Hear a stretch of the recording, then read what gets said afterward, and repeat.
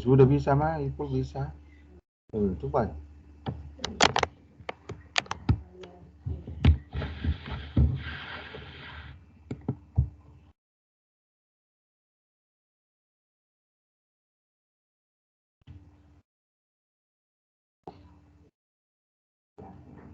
Jadi saya tinggal mainkan ini kan.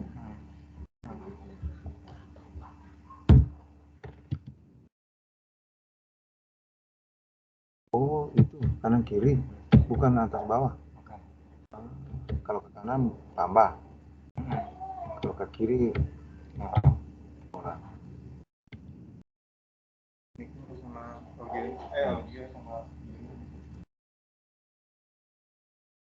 Halo. Assalamualaikum. Halo, Pak. Assalamualaikum. Waalaikumsalam warahmatullahi wabarakatuh, Pak. Alhamdulillah. Ketemu lagi Bu Kavia sama Tuti, Titi, ya. Bu Ati ya. Iya baik, Pak. Ya, ada Pak Denny, ketua kelas. Terus siapa lagi nih? Pak Iwan. Oh, Pak Ridwan. Iwan Fikri. Iya betul, Pak. Baik, Pak. Akhirnya nggak ngomong kan? Pak Iwan ya, Pak Iwan ya. Iya betul, Pak. Ya, nekal untuk ditumpahkan kan? Iya. Pak Iwan ada di mana nih? Santai banget bajunya kaos tuh.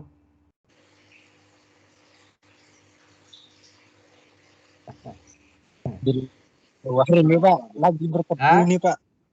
Iya tuh itu. Lagi berteduh nih Pak. Lagi berteduh. Berteduh.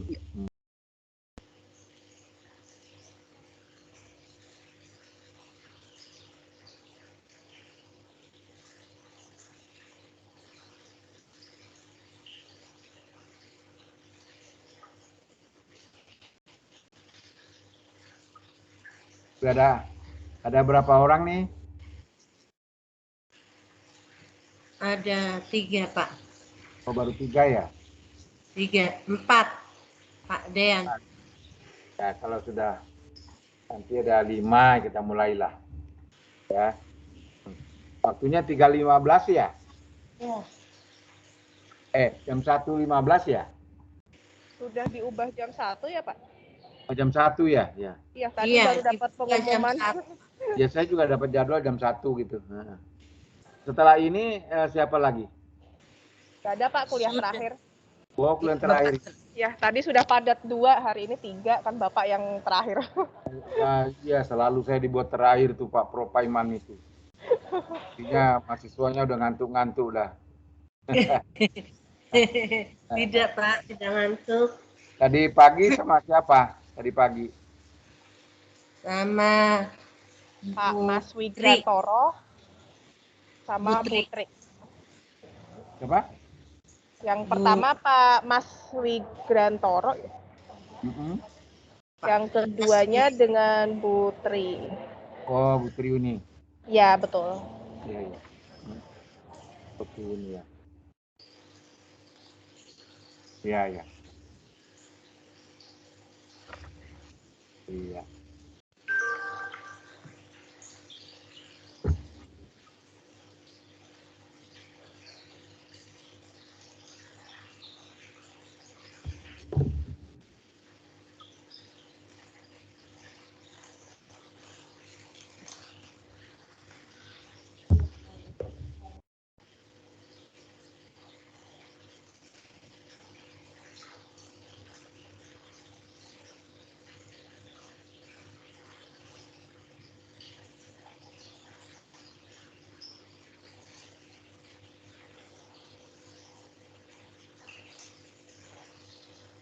Ya.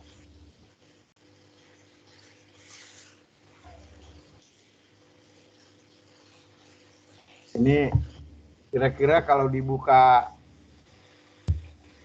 apa namanya kuliah tatap muka bagaimana pendapatnya mahasiswa ini? Bagaimana? Mau seperti ini atau kalau sudah Bu boleh tatap muka bagaimana? Berasa Pak, kayaknya awal tahun ya Pak. Hah? Akhir tahun agak berasa bentrok dengan pekerjaan. Akhir tahun. Iya, kalau bulan-bulan akhir tahun cukup berasa karena pekerjaan juga lagi banyak-banyaknya ya. Ya. Jadi mungkin ya, Jadi, kalau awal tahun mungkin Pak, mungkin. ya. Oh, jadi maksudnya awal tahun 2022 maksudnya itu ya? Iya, betul, Pak. Ya, nggak tahu teman-teman Ya, lain betul. gimana ini. Berarti maunya tahun 2022 ya, maunya. Iya, Ya ini betul, Pak. masukan. Ya, Kita masukan ya dosen Pak. kan mendengar mahasiswa apa anunya itu. Sudah ada wacana ya Pak? Sudah ada wacana sih, sudah Ah, bergulir di dosen bahwa bagaimana kalau sudah tatap muka, karena ada ya yang jelas dari aspek adanya COVID ya betul kita online benar. Tapi dari segi efektivitas pembelajaran itu kurang gitu lah. Itu efektivitas penyampaian atau transformasi ilmu itu kurang pas gitu lah. Kurang lah itu maksudnya. Nah, sementara kita ini kan ditugasi untuk mentransformasikan apa namanya nih ilmu yang yang ditugasi kita untuk menyampaikan gitu. Dan kalau tatap muka itu diskusinya bisa lebih hidup gitu loh. Karena dia tidak bisa mengelak kan kalau di depan coba gimana menurut Ati gitu, Pak. Itu udah kalau kalau kalau seperti ini udah dihidupin itu dan di on anunya tuh. Bisa di off terus itu anunya gak ada. Itu banyak ya. Karena pada dasarnya kalau kita ini pembelajaran ya, proses pembelajaran di S2 ini kan tidak one way ya, tidak satu arah gitu ya. Ini harusnya dua arah gitu loh. Jadi dari dosen dan dari mahasiswa diskusi itu anunya. Itu pada intinya seperti itu bobotnya kalau program S2 gitu lah. Bukan dikuliahi lagi, bukan sebetulnya. Kalau S1 ya dikuliahi begitu. Dengerin aja, catat gitu kan. Nah, kalau ini kan sudah beda ya. Sudah beda. Apalagi kelasnya kelas sudah ASN, sudah pegawai gitu kan. Itu anunya. Pentingannya di situ. Dan kita juga, saya jujur aja ya masih belum, kalau dengan ini sudah bulan September ya, September. Oktober, Pak. Oktober ya, ya udah Oktober ya kemarin, 1 Oktober ya, Oktober, November, Desember, jadi Oktober, November, Desember, iya. Mungkin saya setuju itu kalau awal tahun 2022 itu, saya setuju itu. Kalau sekarang masih kadang ngeri sedap itu mau keluar gitu loh, mau keluar. Iya, betul, Pak. Ngeri sedap gitu, ngerinya itu COVID-nya, sedap-sedapnya kalau bisa minum kopi sama teman gitu kan. Itu. Itu ya. Siapa tuh yang baju hitam tuh siapa tuh? Ayo. Siapa? Hah? Purba, Pak. Siapa? Putra. Hah? Purba, Pak. Purba. Ini data yang saya coba kemarin. Ada Pak Denny sudah masuk ya? Gambarnya sudah sih. Udah masuk, Pak. Pak Ada Denny. masak kamera. Ya, Putra. Hadir, Pak. Hadir, Pak, yang Pak. mana Putra? Saya, Pak. Baju hitam, Pak. Baju hitam. Oh, baju hitam ya. Oke. Putra. Ati tadi itu pakai kacamata tuh. Ya. Saya kenal cuma dua orang yang anunya putrinya. Ya. Dean Mahmud Arif mana? Ada? Belum. Iwan Fikri. Siap hadir Pak. Dan Muhammad Arif. Hadir, Pak. Ya. Dan Muhammad Arif ya. Iwan Fikri. Siap. Hadir, Pak. Subhansa. Putra Aceh. Mana ini? Belum ya? Mas Subhan belum bergabung Pak, sebentar. Oke. Oktaviana ya ini. Ini di mana nih? Mbak Okta pakai masker nih? Hah? Iya Pak, nyari sinyal Pak. Tadi sempat kuliah putus-putus, jadi saya harus Enggak. keluar. Kok masih pakai masker itu di mana? Di kantor? tempat kopi. Enggak Pak. Di tempat ngopi Pak. Oh. Nyari sinyal. Tak ngajak-ngajak. Nyari sinyal Pak, tadi kepotong. Kopi jadinya dengar kopi itu ya. Iya. Kemudian siapa yang satunya lagi nih? Oke. Baiklah. Kita mulai saja ya untuk kuliah kedua ini. Saya ingin menggarisbawahi kembali ya teman-teman semuanya, Bapak Ibu ya. Terima kasih nih pada hadir lagi ya kembali. Sudah ke kuliah kita yang kedua. Nah ini saya ingin menggarisbawahi bahwa kebijakan publik itu sangat penting ya dan sangat mempengaruhi kehidupan masyarakat di mana kebijakan itu diberlakukan ya. Kalau teorinya Pareto ini bahwa kebijakan publik itu hanya merupakan sebetulnya kalau mau dipresentasikan hanya 20% dia. Akan tetapi bisa mengungkit terjadinya suatu keadaan 80% yang diinginkan ya. Jadi itu betapa pentingnya kebijakan publik itu di suatu negara. Karena disebutnya bahwa unggulnya suatu negara itu tergantung daripada kebijakan publiknya. Kalau ada suatu negara unggul, misalnya katakanlah kalau kita bisa sekarang mengatakan ada ya Amerika itu negara maju, Jepang negara maju, misalnya kan, apalagi mana Inggris misalnya negara maju, New Zealand misalnya negara maju ya.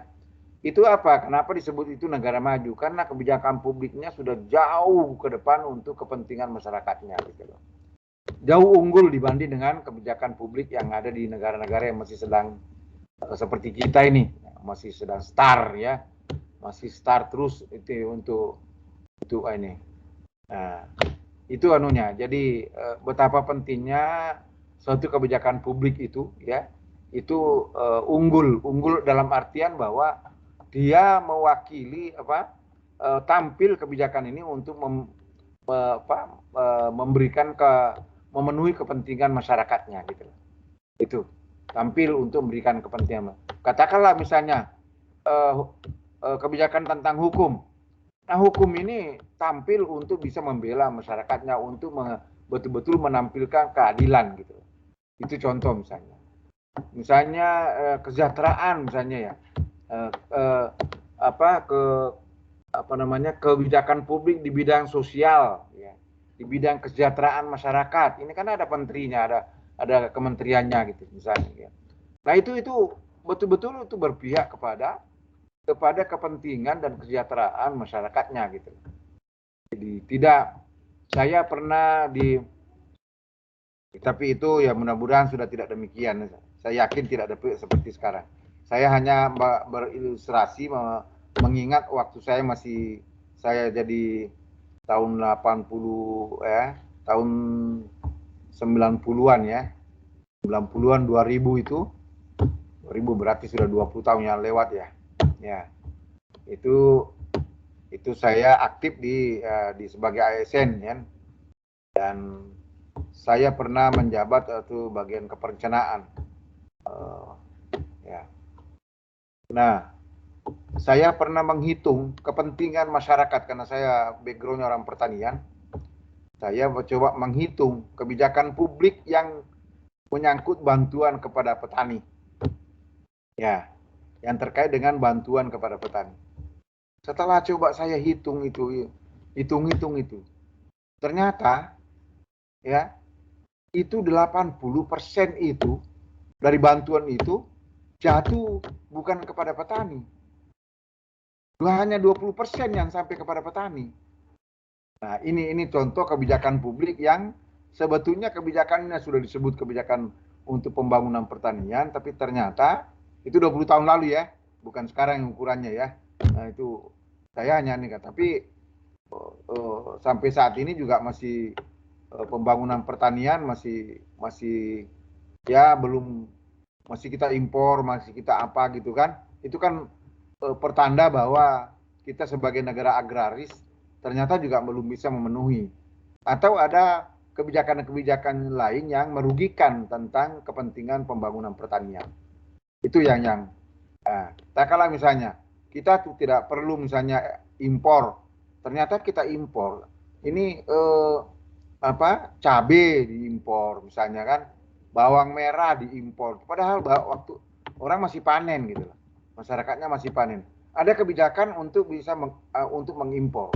Nah, inilah saya tunjukin bahwa inilah kebijakan-kebijakan yang tidak tidak kondusif, tidak mendukung kepada kepentingan masyarakat gitu. Ini saya ambil contoh di bidang itu ya. Begitu juga misalnya bidang ketenagakerjaan misalnya, ya toh, bidang ketenagakerjaan. Kalau kebijakan publik tentang upah minimum misalnya atau wilayah, apakah betul sudah bisa hidup layak itu tenaga kerja dengan upah minimum itu? Misalnya di Jakarta 4 juta, di daerah lain 2 juta, di provinsi lain ada 17,5. Nah, apakah itu dia bisa hidup dengan 3 anak ada istri, 3 anak bisa sekolah dan sebagainya? Nah, itu kalau itu bisa, berarti itu kebijakannya sudah unggul namanya. Nah, dengan demikian kebijakan unggul itu maka itu akan bisa bisa dikategorikan bahwa masyarakatnya sudah maju gitulah. Masyarakat sudah maju. Karena pada dasarnya kebijakan publik itu untuk kepentingan masyarakat. Nah, itu loh.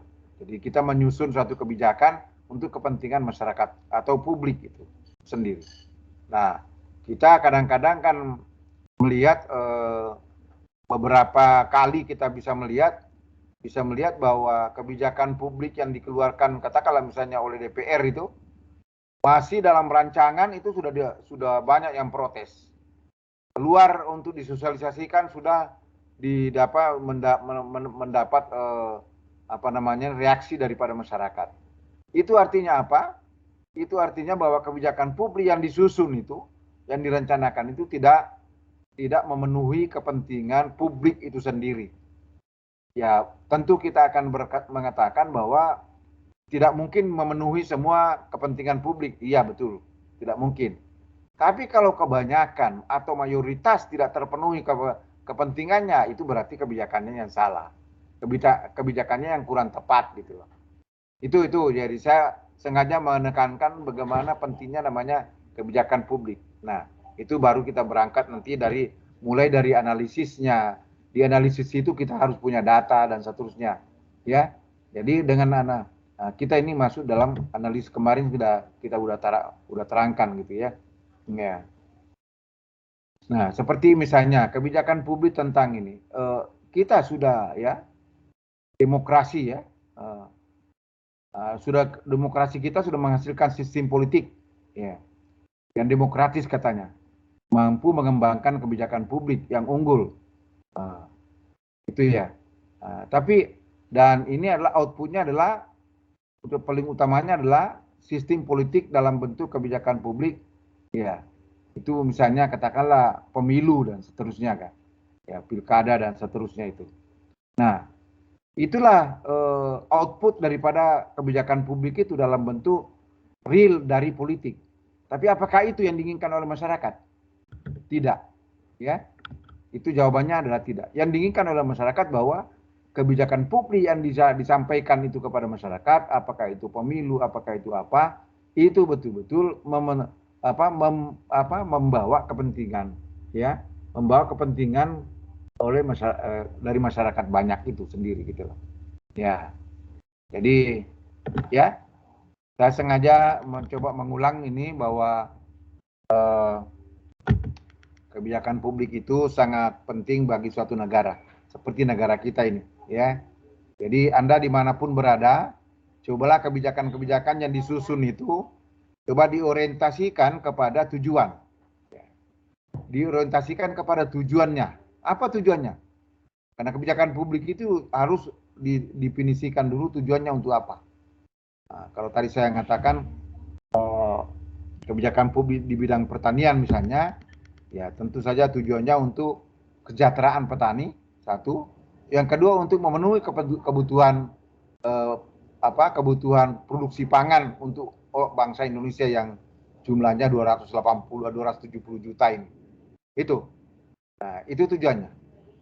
Nah, selama mengarah ke pendekatan itu, ke pendekatan tujuan, jadi goal oriented gitu ya, maka itu akan kebijakannya akan baik gitu loh. Seperti tadi saya katakan bahwa selama penegakan hukum itu berorientasi kepada keadilan, ya itu tidak ada masalah, itu sudah unggul. Tapi kalau kita masih dengar bahwa hukum itu, kebijakan itu diterapkan, nah ini bisa saja. Jadi saya ingin menggarisbawahi di sini ya, teman-teman semuanya, Bapak Ibu sekalian, bahwa bisa kebijakan publiknya itu bagus, analisisnya sudah benar, dirumuskan dengan betul, tapi pada saat pelaksanaannya yang menyimpang. Siapa yang memberikan sudah ada ya, memberikan materi tentang implementasi kebijakan? Belum ya? Oh, nanti di semester 3 berarti. Ya. Semester 3. Nah, itu. Jadi kalau siklus kebijakan kemarin saya sudah terangkan, mulai dari analisisnya, lalu kemudian perumusan kebijakan, lalu implementasi kebijakan, lalu yang terakhir adalah monitoring dan evaluasi kebijakan. Masih ada kalau kita mau teruskan lagi output kebijakan atau kinerja daripada kebijakan itu. Nah, kinerja itu hasil. Ya, apakah sudah hasil daripada tujuan yang ditetapkan tadi itu, bahwa kita ingin masyarakat ini merasakan keadilan, masyarakat ini cepat-cepat semuanya terbebas daripada penyakit COVID misalnya, sudah terlindungi daripada penyakit COVID misalnya gitulah, ya, dengan perlakuan yang baik gitulah. Itu ya, jadi saya ya, kemarin kalau nggak salah sudah saya sampaikan ini ya. Ya, makin tinggi kebijakan itu, makin tinggi jabatan itu, maka makin luas juga unsur kebijakan yang dimilikinya.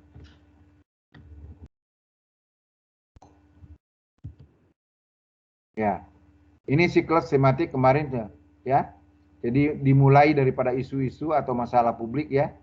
Nah, di sana analisisnya, menganalisa, memilah-milah masalah-masalah, yang mana yang urgen, mana yang kurang, mana yang kemudian mana yang paling penting. Karena yang paling penting itu adalah masalah atau isu yang paling penting itu adalah isu yang memecahkan masalah gitu. Kalau itu dipecahkan maka masalahnya akan terselesaikan gitu loh.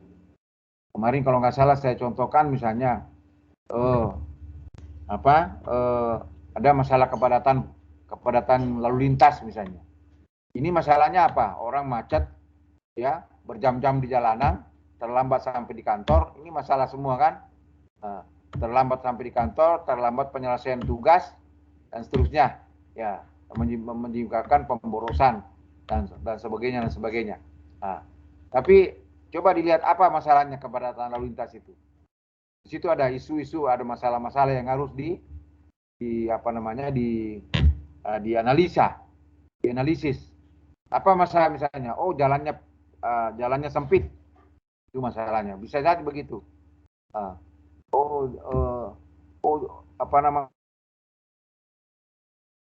Lampu merahnya. Itu masalah. Sehingga orang bertumpuk terus di perempatan gitu kan. Apalagi masalahnya, oh kurang ini apa namanya jembatan layangnya kurang sehingga tidak bisa orang langsung harus bertumpu di perempatan gitu. Nah, ini salah semua. Nah, lalu dipilihlah masalah apa yang paling ini. Dulu ada namanya 3-in-1 ya dulu. Sekarang diganti dengan ganjil genap. Nah, itu. Karena dilihat bahwa 3-in-1 ini ternyata diakali juga dengan adanya joki-joki itu kan. Nah, di situ evaluasi kebijakan muncul. Ada monitoring dan evaluasi. Nah, di sana dievaluasi ternyata tidak efektif. Nah, kalau tidak efektif, maka ini setelah dievaluasi di kotak paling bawah itu, nah itu harus dirumuskan kembali kebijakannya. Ternyata 3-in-1 itu diganti dengan ganjil genap sekarang ini, gitulah. Itu tujuannya apa? Memecahkan masalah kepadatan. Ya, itu memecahkan. Jadi tadi itu makanya perumusan kebijakan itu atau kebijakan publik itu siklusnya ada ini, mulai dari isu masalah, ya isu-isu publik, lalu kemudian misalnya lalu kemudian dianalisis, analisa kebijakan ada di situ, lalu dirumuskan perumusan kebijakan. Ya, ya di dalam perumusan kebijakan di situ tadi kembali diidentifikasi tentang masalah-masalah yang paling penting, yang paling pokok untuk untuk ditampilkan, untuk diagendakan, ya, diagendakan dalam hal rapat ya.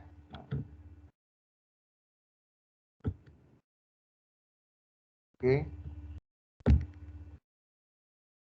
ya ini sekelas juga nih proses kebijakan secara umum ini secara keseluruhan ini saya tampilkan supaya ada gambaran semua dari adik-adik semua ini ada gambaran bahwa yang namanya kebijakan publik itu siklusnya seperti ini. Tadi dimulai dari isu-isu kebijakan, lihat itu, lalu panah naik ke atas, isu kebijakan sudah lalu ada perumusan kebijakan. Ya.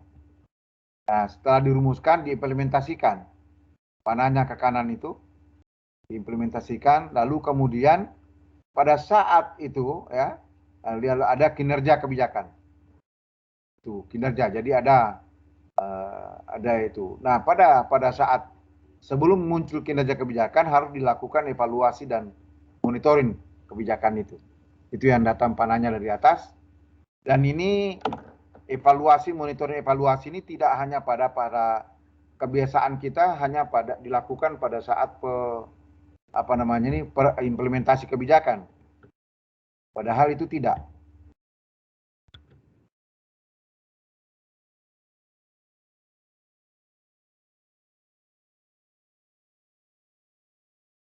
Bentar ya.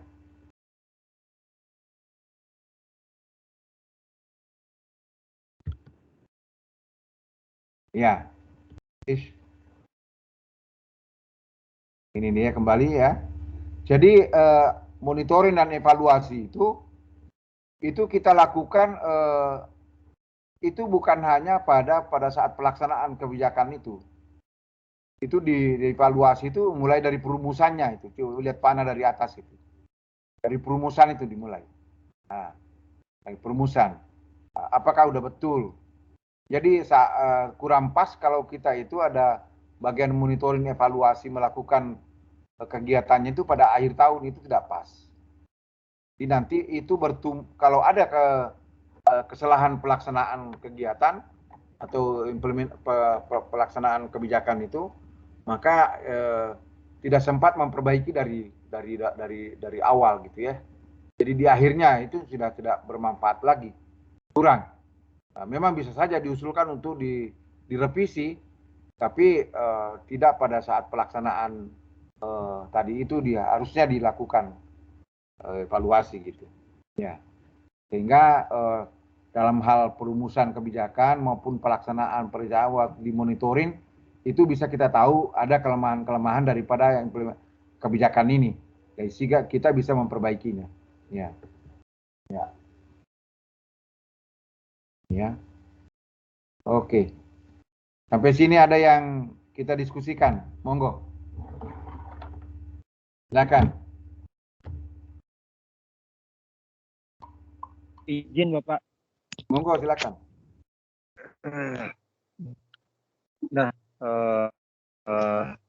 gini Bapak, melihat slide tadi itu dalam skematik kebijakan publik, tentu dalam proses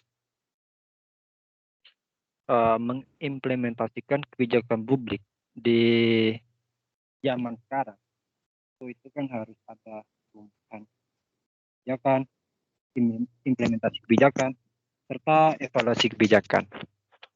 Apa ada tantangan serta faktor dalam mengimplementasikan kebijakan publik tersebut, Pak? Ya. Ya, jelas. Ya. Mungkin, Pak. Jelas tantangannya ada ya, dalam itu. Coba boleh sebut contohnya apa? Misalnya, ya, tantangan dalam implementasi. Jadi bisa dari pelaksana itu sendiri. Pelaksana menyeimbangkan ketentuan-ketentuan yang sudah digariskan. Ambil contoh misalnya, barangkali paling gampang kita ini, misalnya pelaksanaan pelaksanaan peradilan misalnya, ya, hukum, implementasi tentang hukum ini ya. Ini kita ambil contoh ada hukum, ya, implementasi hukum. Ini tantangannya.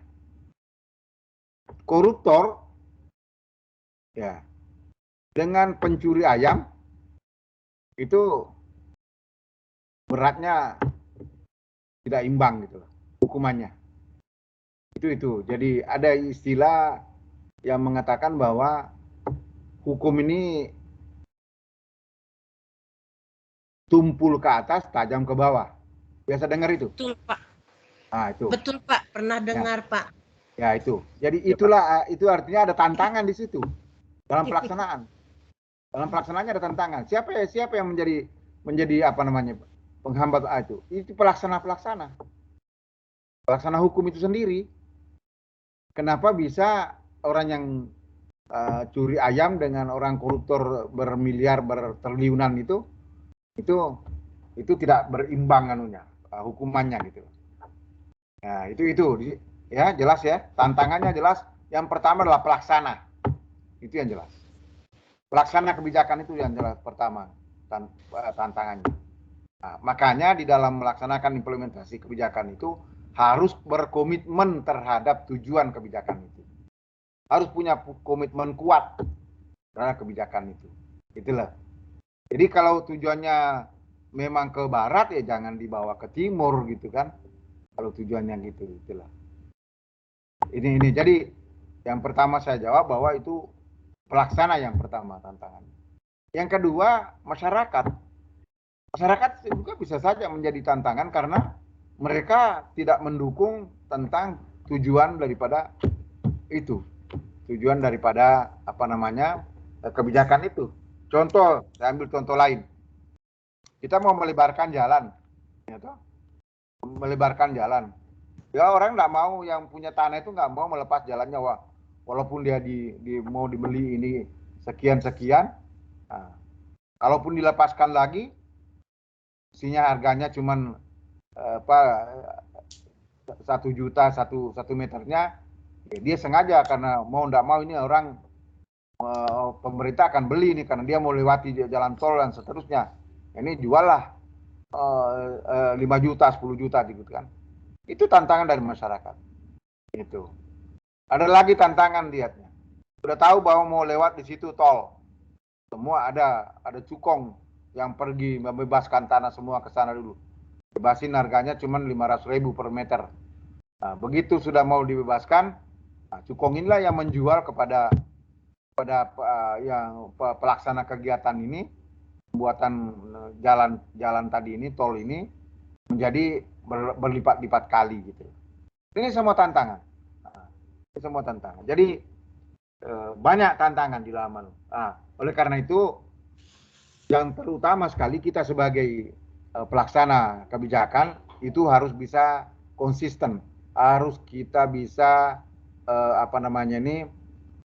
punya integrasi, punya integritas yang tinggi, moral yang tinggi untuk melakukan kebijakan itu dengan benar. Itu intinya di situ. Ya. Oke, ada yang lain? Baik Pak, terima kasih Pak. Ada? Cukup? Cukup itu jawaban saya? Bahwa ada tantangan ya dari diri kita dan dari masyarakat. Itu jelas. Jangankan itu.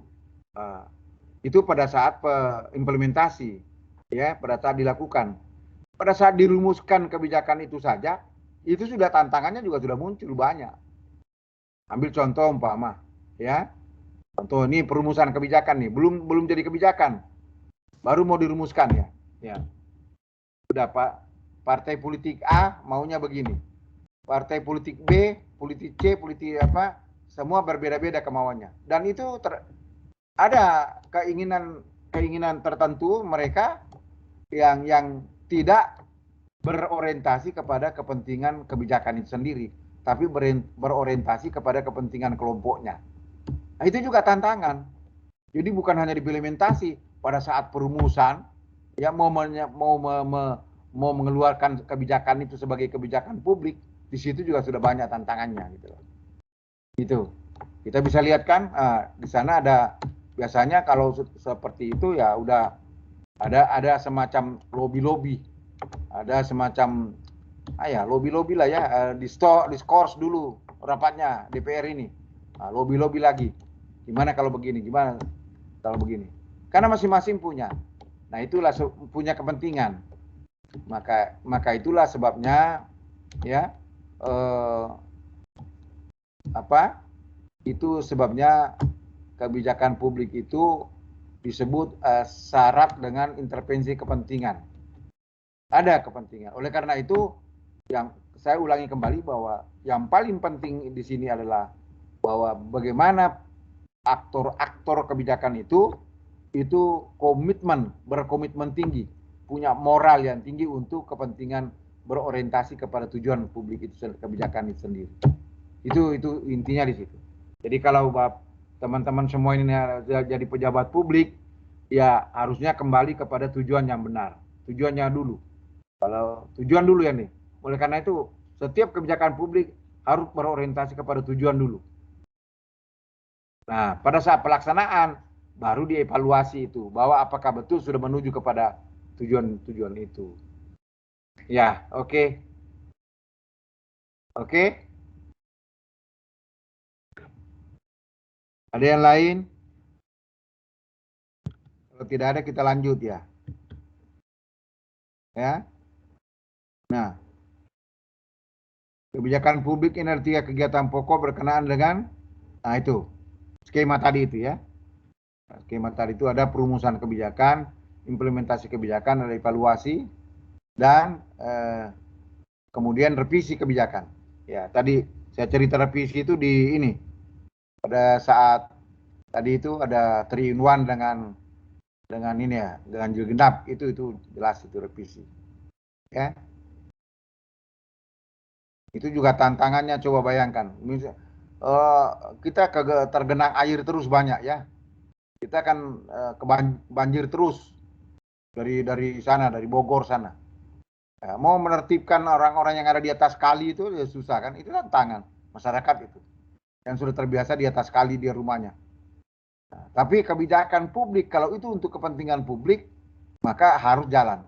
Gitulah. Harus jalan. Tapi jangan lalu kemudian rumah-rumah bambu yang dibangun di atas kali itu lalu ada restoran yang di atasnya kali itu. Restoran yang punya bukan lagi orang biasa, orang berdasi yang punya gitu kan. Nah itu udah salah lagi kan. Nah itu yang ya.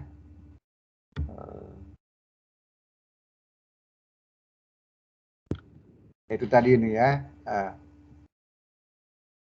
Baik, ini sekedar saja, ilustrasi saja bahwa tugas pokok organisasi publik itu adalah pelayanan.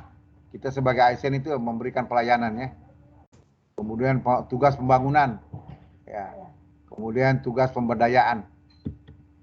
Ini aja ya.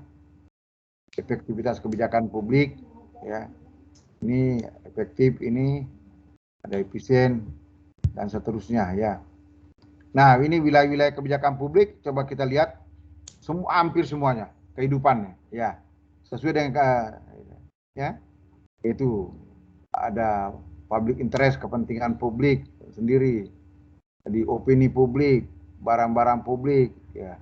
Itu hukum, ya, tadi hukum, sektor publik, kesehatan, tuh, kesehatan, transportasi, pendidikan, semuanya. Semua itu adalah wilayah-wilayah kebijakan publik. Apa yang dilakukan oleh pemerintah. Nah, ini karakteristik kebijakan itu adalah harus ada tujuannya tadi. Tuh, tujuannya diselesaikan untuk mencapai tujuan yang dipahami, ya. Nah, melibatkan berbagai macam keputusan dan konsekuensinya terstruktur, tersusun menurut aturan-aturan tertentu. Tidak boleh, kan misalnya menyusun undang-undang dari DPR itu kan harus ada tata tertibnya, ya, termasuk misalnya mengundang pakar untuk didengarkan bagaimana pendapatnya tentang misalnya tentang perdagangan atau tentang misalnya tentang pajak misalnya, atau tentang tenaga kerja itu. Jadi makanya sering kita dengar ada namanya hearing, apa itu? Hearing, ya. Hearing daripada DPR itu mendengarkan pakar itu. Ya. Ya. Politis dan bersifat dinamis. Kenapa disebut dinamis? Karena begitu kebijakan itu sudah tidak sesuai dengan keadaan, harus diganti. Harus dievaluasi, diganti. Contohnya tadi, kebijakan publik tentang kepadatan lalu lintas itu, 3-in-1 diganti menjadi ganjil genap gitu. Itu contohnya, itu, ya, dinamis, harus cepat berubah, ya, harus cepat berubah. Lagi-lagi kembali kepada bagaimana integritas pelaksana kebijakan, itu aktor-aktor kebijakan, itu kembali kepada kita semua, ya. Paradigma kebijakan ini karena kita kan ilmu administrasi, ya. Saya coba tampilkan pendapat Gibbon dan Osborne itu mengenai re-independent government, ya. Ada 10 prinsip utama itu bersifat katalik, itu memotori ya, kebijakan publik itu, paradigma kebijakan. Kemudian memberdayakan masyarakat. Jadi kebijakan itu harus memberdayakan masyarakat. Ya, bukan berarti terus dibantu, tidak berdaya dia itu. Ya. Ya, kemudian berorientasi pada misi, semangat kompetisi, ya. Kepentingan hasil dan bukan cara. Kepentingannya ini hasil, bukan caranya. Sekarang ini kita sudah sekian puluh tahun kayaknya berorientasi kepada cara saja. Jadi bukan kita belum sampai hasil ini, ya nggak? Negara kita belum sampai hasil ini, masih ribut aja terus kan, ribut aja. Kesejahteraan, keadilan, ya kan, hukum, ya, semuanya, semua masih itu. Nah, ini paradigma kebijakan itu harus berorientasi kepada hasil, bukan kepada pelaksanaan, bukan. Jadi tadi implementasi kebijakan itu orientasinya kepada hasil, bukan bagaimana menyelesaikan. Nah, yang penting ada buktinya, pengeluarannya, ya kan? Ya enggak? Ada bukti pengeluaran pembelian bensin, penjualan apa ini, ambil aja bon di itu sana gitu lah. Nah, ini kayak pengalaman saya, ya. Ambil bon. Itu bukan tujuannya. Itu hanya makanya selama itu yang diukur kinerja ASN itu adalah yang diukur itu persentase persentase capaian target itu masih jauh untuk hasil itu. Harusnya yang diukur itu kinerja hasil, bukan realisasi program, bukan. Ini sekarang kan kalau sudah realisasinya 100 sudah Aman sudah kan? Tapi apakah realisasi 100 program itu sudah membawa dampak terhadap publik? Nah, itu pertanyaannya. Ya. Itu artinya orientasi kita bekerja itu adalah orientasi output, ya, orientasi hasil, bukan orientasi proses. Itu. Oke. Saya kira itu ya. Ini sekarang sudah jam 2. Ya. Ini tadi masih prinsip penting government, silakan aja nih. Ya. Oke, saya kira ini yang hadir siapa nih? Coba saya ingin ulang kembali. Ya, jelas Bu Ati hadir. Bu Wakil Ketua, Bu Oktaviana hadir. Siapa? Siapa lagi itu yang ini? Nggak ada namanya di sini. Nggak kelihatan. Siapa yang baju kotak-kotak hitam putih itu? Dedi, Pak. Hah? Dedi, Pak. Siapa? Dedi. Oh, Denny. Dedi. Pak Denny ya? Dedi, Pak. Dedi pakai D. Dedi? Iya, Dedi, Pak. Oh, kemarin nggak hadir ya? Hadir, Pak. Oh, gimana? Kurang ada, saya catatnya nggak ada Dedi di sini. Denny Ramandani, Putra Rahman, Ati Kartini, Dian Muhammad Arif, Iwan Fikri, Subhansa Putra Aceh, Oktaviana, siapa lagi? Denny. Dedi, Pak. Dedi. Oh, Dedi. Oh, Dedi ya. Dedi di instansi mana? Maaf. Saya di Wali Kota Jakarta Selatan, Pak. Oh, Jakarta Selatan. Wali Kota Jakarta Selatan ya. Ya, oke. Iya. Oke. Saya ingin ini apa? Kalau istilah saya kadang-kadang saya keluarkan istilah begini. Ini saya ingin berikan tugas ya. Nih, tugas makalah biasa nih. Karena memang itu kita itu terdiri dari perkuliahan, tugas, kemudian absensi, lalu kemudian ada ujian, hasil ujian UAS, UTS dengan UAS gitu. Nah, saya ingin coba tolong dicatat ini, dan kepada teman yang nggak hadir tolong disampaikannya. Jadi tolong bikin makalah tentang analisis kebijakan publik. Ya. Makalah tentang analisis kebijakan publik. Oke. Bab pertama. Bab pertama pendahuluan tentunya ya. Silakan diisi nanti itu. Bab kedua, ya, pemahaman atau pengertian tentang analisis kebijakan dan tujuan kebijakan publik. Itu bab 2-nya. Nanti supaya jelas nanti saya WA ke grup ya, ke ketua ya sama Bu Oktaviana. Ya, tapi kalau mau dicatat sekarang saya teruskan dulu bab 3-nya. Ya, bab 3-nya proses analisis kebijakan. Proses analisis kebijakan. Bab 4-nya kriteria penilaian analisis kebijakan. Kriteria penilaian analisis kebijakan. Yang kelima penutup. Ya. Nah, ini saya minta minimal 10 halaman dan maksimum 15. 10 sampai 15 halaman, dan bacaannya tolong banyak sekali literatur tentang analisis kebijakan ini, kebijakan publik ini banyak antara lain misalnya dari William Dunn, ada Charles Jones, ya, ada Gian Toro, ada banyak juga yang sudah bahasa Indonesia. Tapi tolong yang yang dimuat dalam tulisan ini, dalam pembuatan makalah ini tadi tuh, mulai dari pendahuluan, kemudian pengertian, analisis, dan tujuan kebijakan publik itu sendiri, analisis kebijakan.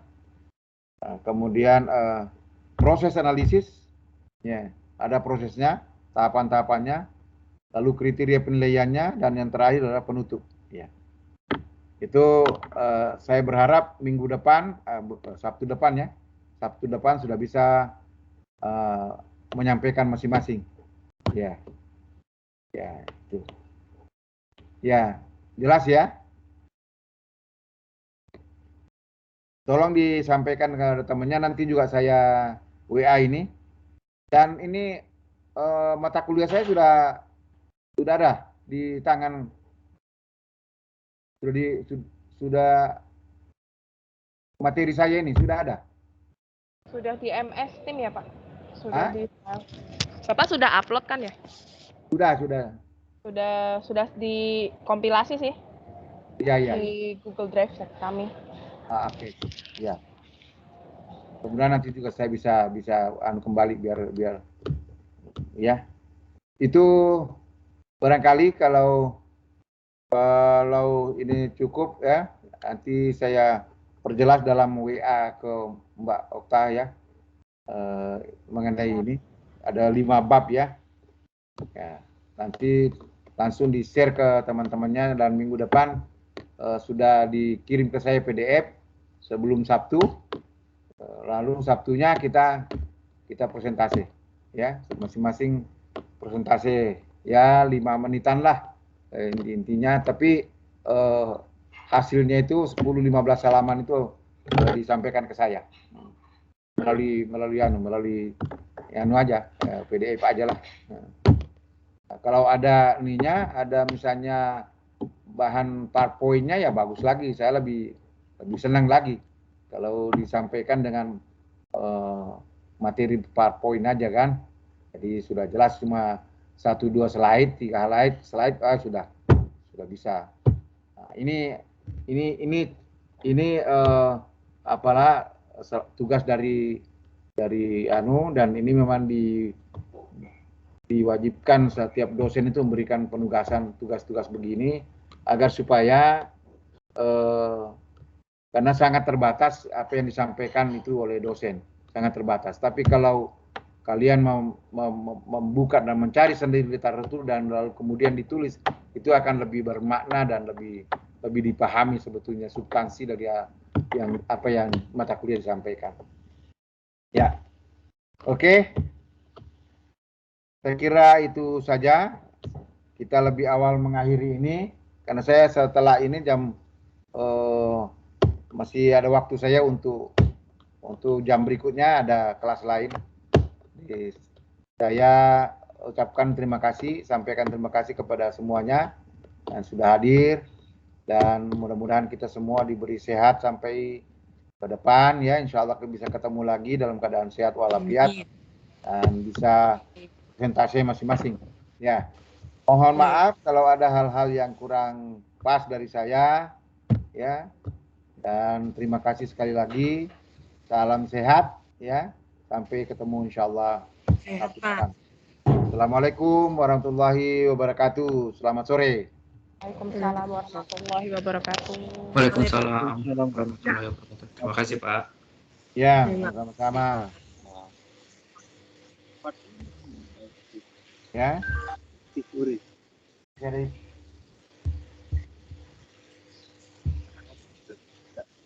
kalau memang ada confident ya akan ada itu ya. Hah?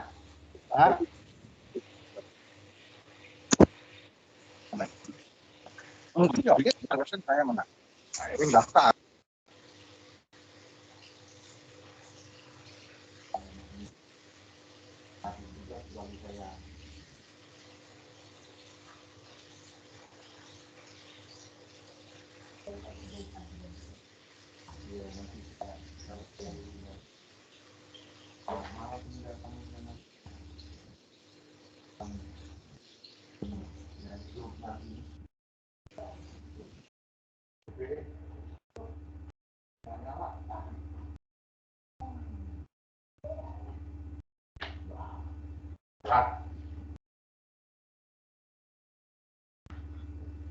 ini rajin ini, reguler soalnya.